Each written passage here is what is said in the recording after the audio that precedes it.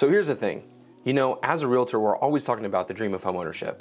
And in fact, over the last several quarters, we've seen that dream be realized by more and more people. In fact, as of Q2 in 2022, those numbers were at 65.8%, which is an outstanding number when you look at decade over decade homeownership to renter.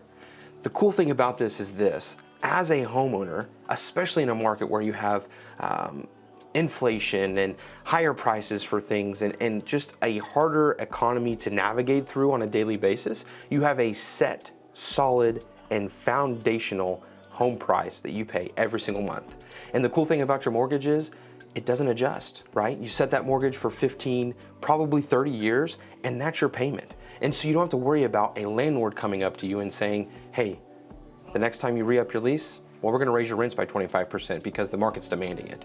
Or, hey, you don't really like this house, so you go to try to find something else and you're paying 50% more than you were the year before because you moved. And the beautiful thing about homeownership is that you also, while having a maintained price point or a maintained monthly payment, you build equity into your home. So when you rent, you build equity, but you don't do it for yourself. You do it for your landlord or the owner of the home, right?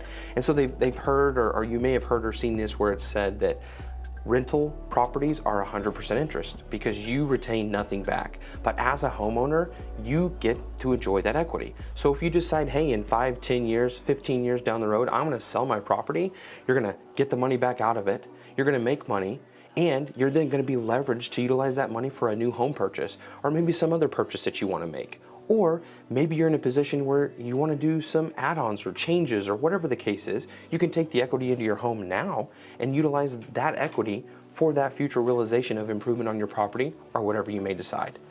Here's where the money hits the road.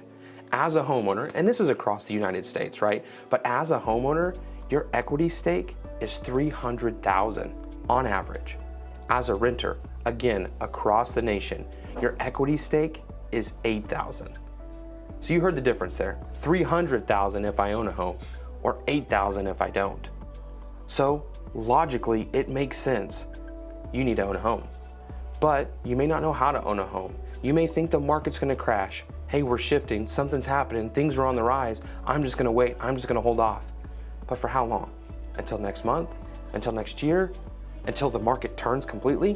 What if it never does? And so really what I would hope is this: if you own a home, kudos and congratulations to you. Let's have a conversation about what that equity stake looks like for you so that you know where you stand in this marketplace if you ever needed that money. But if you don't, more importantly if you don't, let's talk today and create a plan so that we can know how to take you from a renter to a homeowner as soon as possible so that you can have this gap bridged and generate this wealth and this equity that you have with home ownership. I'm Dustin with the Davidson Group. I hope to talk to you soon, and I'll see you in the next one.